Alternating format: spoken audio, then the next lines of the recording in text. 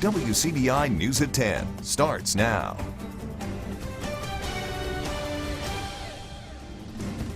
Many in Lowndes County are still dealing with the effects of flooding. The rising waters have left many people stranded. Our Quentin Smith, he speaks with some of them. He now joins us live in the studio with more. So Quentin, is the water continuing to rise out where you were today? Well, Scott, the floodwaters have now receded, but there are parts that are still flooded. It just isn't as high as it was this weekend. I'm told the water got as high as 4 feet in some places, forcing many people to miss work and stay indoors. We're just asking for help out here. Road closed signings and floodwaters rising feet above the ground are unwelcoming signs for many residents living in the southern part of Lowndes County. Biggest thing is you just get trapped and you can't get in here, and a lot of people, they couldn't get out, didn't realize it was going to rise up that high like it did. I've been at this house. I haven't left this house, didn't go to church Sunday or anything. This is how the bottom floor of Barbara Chain's home looks after floodwater seeped in. She's trying to recover by picking through the pieces of the flooding and trying to salvage whatever she can. The river got out after so much rain, so this is what we're left with, everything messed up. And see, we got home insurance, but never have took out flood insurance. It's been a really tough week. It's been hard. We've had to just make do with the things that we had, not being able to go to the store and buy things that you would normally have. Christy Tracy is also feeling the effects of the flood. She says the rising waters have kept her from being able to go to work all week, and it's also keeping her kids from being able to go to school. We have been stranded out here for going on 4 days now. Desperately in need of help, the mother sent this message to a friend asking for a helping hand. As a result, Anthony Walker took action by bringing food to all of the residents who were shut in and in need of a good meal. They're overjoyed to be able to see us come out and bring supplies and stuff that they need. They've been waiting on us for a while, and it was kind of hard to get back here, but once we got back here, they greeted us with nothing but love. I just knew that Anthony would help, so I reached out to him. We're very appreciative of everything that Anthony has done to help us, and bringing the plates of food and the donations and stuff like that. Like I said, we're overwhelmed and just overjoyed. We're basically just trying to step out, do what we can do to help the ones that need help, because never know when we're going to need it, need that help. Now, many residents I spoke with had to use boats to get them through the floodwaters that came this week. And as you can imagine, they say they're happy to see that the water is now receding. Walker says he's going to continue to lend a helping hand to whoever is in need. Scott?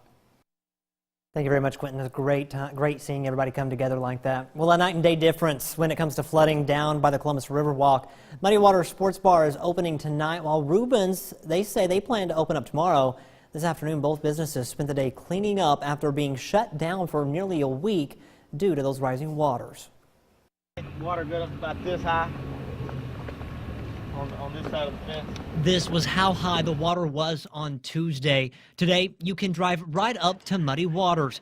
But that wasn't the case just last week when the bar was forced to shut down. It's putting us to a dead stop. We've been shut down since the flood, trying to keep people out of here so nobody gets injured. Since the water has gone down, the cleanup is well underway. Here's a look inside Rubens when floodwaters rose. It was flooded pretty bad. There was garbage everywhere. Ray Boltwood says it's been years since he's seen the water this high and do so much damage. I haven't seen the water that deep since it's been about 19 years. I think I was a young kid when it was that deep. But no, where we're standing right now is probably about chest level. With cleaning sure to take months to complete, Rubens is set to open up on Thursday. Basically just cleaning up and stuff is going to take a big process. Flood victims in parts of northeast Mississippi are getting some help from a Tupelo-based ministry. The group has allowed flood victims in the area to use fans, dehumidifiers, and generators to help with the cleanup. We're emptying our second trailer now. I think there are like 30-foot trailers, and we've emptied one and halfway through another right now. Typically 3 to 4 days will dry out a house if you've got the right amount of fans and dehumidifiers. You can pull the moisture out in 3 to 5 days. Now the ministry is about to open a new 60,000 square foot distribution center in the area. Time now to toss things over to Chief Meteorologist Keith Gibson to get a first look at our forecast. Hey, Keith. Scott, we've had some more showers and thunder showers around here this evening. All quiet right now in Tupelo, but we did see a little bit of rain earlier this evening. Notice how we have some activity out there. Those initial cells right there produce some thunder and lightning, even a little bit of small hail and some vivid lightning. But overall, non-severe activity here across our region tonight, but more activity trying to redevelop back to the west, so we will keep the chance for some showers and thunder showers going this evening. Still quite mild, low 60s across a good chunk of our region. Tomorrow we're looking at some 60s and 50s. A few showers may linger tomorrow. Most spots probably will not see any rain during the daylight hours. Cooler 50s northwest, a little bit warmer in the southeast. I'll be back with your full 70 forecast, Scott, in just a few minutes. There are question marks at the state capitol about exactly how to issue an issue of sexting between minors should be handled. Our Courtney Ann Jackson, she explains the latest developments. The common ground between the House and Senate seems to be the idea that penalties are too harsh for teens sexting each other. I really don't think that a 15-year-old boy or girl really even understands what they're doing with this. I don't think that they understand that this is something that's going to last forever. And by the letter of the law, you could be forced to be on the sex offender registry for the rest of your life, and I don't think that's an appropriate use for minors. We all know teenagers do not always make the best choices. Senator Sally Doty originally included a section in her revenge porn bill about sexting between minors. She says it would have ensured that all those cases can be handled in youth court. The parents find out and then want to press charges, and what the parents don't realize is if you send it or you receive it, on either end, if you're a minor, it is by definition child porn. But when the bill hit the House Judiciary A Committee, Representative Rob Robertson had some reservations. It doesn't mean that I'm condoning it, but I certainly don't think that a mistake like that needs to rise to the level of something that we end up having to go to juvenile court over, or the possibility of a felony. To me, it's a little bit of an overreach. Removing the language from the bill would leave the stronger penalties for sexting in place, but Robertson thinks the issue needs more work. I think that a better solution to this would be to involve parents without there being the possibility of government intervention and having somebody get in trouble for it. Doty says she's willing to leave the sexting part out of the bill and take a closer look at the issue in future sessions. Courtney Ann Jackson, WCBI News. A Columbus man pleads guilty to fondling this man, Napoleon Stevenson. He'll be sentenced on Friday. He was arrested in March of 2014. Stevenson was also hailed as a hero in 2013 after helping run down a man stealing from a local college employee. The woman that stabbed her future husband on Valentine's Day is going to prison. Charity Harkins pleaded guilty to aggravated assault this week. She'll be sentenced April 23rd. Now, the attack happened early Valentine's Day in 2018. Lowndes County deputies, they were called to a home on Highway 69 and found blood throughout the house. A short time later, deputies heard Barry Ferguson calling out to them. He had a cut to the abdomen. Harkins has been arrested at least 3 times on domestic-related incidents. DNA from a cold case sends a Columbus man to prison for 20 years. Dremery Ross pleaded guilty to sexual battery in Lowndes County Circuit Court. His DNA was put in a national database when he went to prison on an unrelated charge. In the meantime, that evidence from a July 2015 sexual battery, armed robbery, and burglary was also put in the same database. When there was a positive match, Ross was arrested last May. Warmer 60s and 70s across the southeastern part of our region. Much cooler back to the northwest. Only 40s in Memphis and Little Rock. Will all cool down early next week. More on that after the break. Your WCBI First Alert AccuWeather forecast with Chief Meteorologist Keith Gibson. 10:12 in Vernon, Alabama, Durham's Pharmacy. We had some showers, we had some storms, we had some lightning in West Alabama. Look at this great photo here from Liz. Wow, vivid lightning in West Alabama and some other spots here in Northeast Mississippi too. Just look at that. Here's another shot.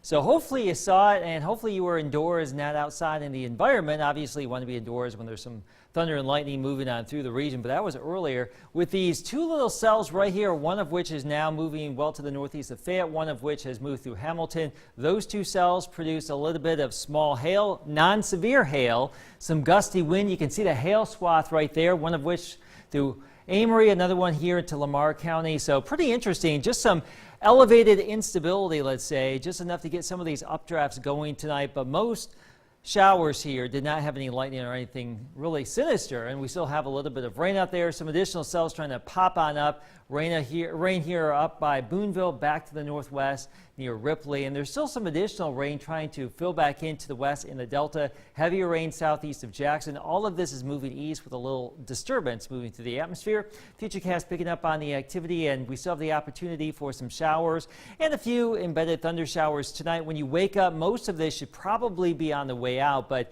during our Thursday, there may be a little bit of rain lingering around the region. Worst case scenario tonight, mid-50s. We're still quite mild now, low 60s, and some of us will stay in the 60s tomorrow. Some of you may only tap out in the 50s, especially in the northwest. There's a frontal boundary coming on in, but some of the cold air is delayed a little bit, so it won't really be too terribly cold tomorrow. A little bit cooler than our low to mid 70s today, quite spring-like earlier this afternoon. But as you can see with Futurecast, as we roll on into your Friday, fairly benign. We may see some showers here Friday, maybe a slightly better chance on Saturday. Hard to tell. A couple of disturbances will come on down. The big story here going into the weekend is this frontal boundary. That will move through sometime early Sunday, I think. Behind it, much colder air. Out ahead of it, we will squeeze out a decent chance for some rain here. The question is, will we have enough cold air to team up with the rain sometime Sunday to produce a little bit of frozen precip? At this point, unlikely. We expect most of the rain to be out of here as temperatures really cool down. Lows by Monday morning down into the 20s. Highs struggling to around 40 Monday, Tuesday, and Wednesday of early next week, Scott. But really for your Thursday, Friday, Saturday, maybe Sunday morning, a relatively mild air sticks around. Tears of joy today in Jackson as members of the 155th Armored Brigade combat team come home. Family members, they held up signs and shouted as the soldiers stepped foot back on Mississippi soil. The men and women, they were serving in Kuwait as part of Operation Spartan Shield. Specialist Corbin Gilder says he's just happy to be home. Seeing the trees and the water, like we're not used to seeing trees and grass, so it's just just that right there, you know, seeing water, everything, you know, and then passing by, seeing all the families. Now, all the soldiers are expected to be home by late March. A top-ranked opponent comes to the pavilion. Were the Rebels ready? Tom has those highlights coming up later in sports. You're watching WCBI News at 10 with Scott Martin. As we wind down Heart Health Month, we look at one area of cardiac care that is under your control, your diet. We find out more tonight in our Health Talk with Baptist. Hi, I'm Brianna Cooper, a clinical dietitian at Baptist Memorial Hospital Golden Triangle. Remember that a heart-healthy diet includes low fat, low cholesterol, and low sodium. Cholesterol is a soft, waxy substance found among fats circulating in your bloodstream. Cholesterol is found in animal products such as fatty meats, eggs, milk, cheese, and shrimp. It is recommended to limit your intake of cholesterol to less than 200 milligrams per day. Cholesterol amounts can be found on the nutrition facts label on a food's package. Certain health conditions, your lifestyle, and your family history can increase your risk for high blood cholesterol. Some of these risk factors cannot be controlled, like your age or family history. But you can take steps to lower your risk for high cholesterol by changing things you can control. Here are some tips for reducing your risk for high blood cholesterol. Limiting intake of saturated and trans fats, consuming 20 to 30 grams of fiber per day. Good sources of fiber include fruits, vegetables, beans, and whole grain products. Choose non-fat or low-fat dairy products such as 1% or skim milk and low-fat yogurt and cheese. Choose leaner types of meat such as chicken, turkey, or fish. Use egg whites instead of whole eggs. Try to include a meatless meal at least once a week. Substitute beans or tofu for meat entrees. Limit fried foods and choose healthier cooking options such as baked, grilled, or roasted more often. Join us next time for Health Talk with Baptist when we will discuss sodium. Mail your topic suggestions to healthtalk@wcbi.com. Health Talk has been brought to you by Baptist Memorial Hospital Golden Triangle. Ole Miss and Tennessee lived up to the hype. Coming down to the final seconds, SEC Hoops highlights next in sports.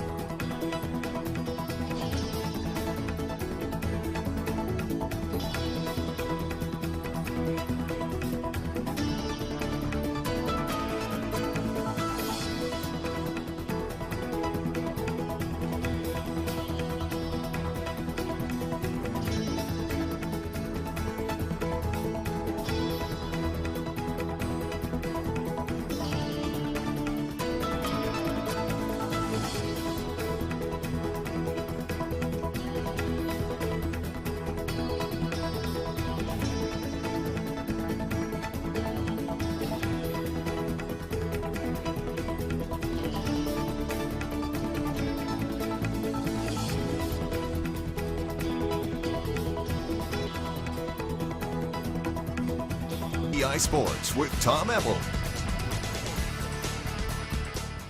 If you had asked before the season started that 2 days before the month of March that Ole Miss and Tennessee would be battling in men's basketball for positioning for the double bye in the upcoming SEC tournament, you may have considered yourself crazy, but this was it. Ole Miss looking for a statement win against Tennessee tonight. Kermit Davis and his Rebel squad trying to get that upset over 7th-ranked Tennessee. First half, Vols' early lead, but Devontae Shuler sparking some life into the offense. Mid-range J off the glass gives Rebels an extra 2, but Tennessee answers right back. Pons with the fancy spin move inside makes it a 6-point volunteer lead, but Rebels battling back. Shuler again, this time from the land of plenty, makes it a 1-possession ball game.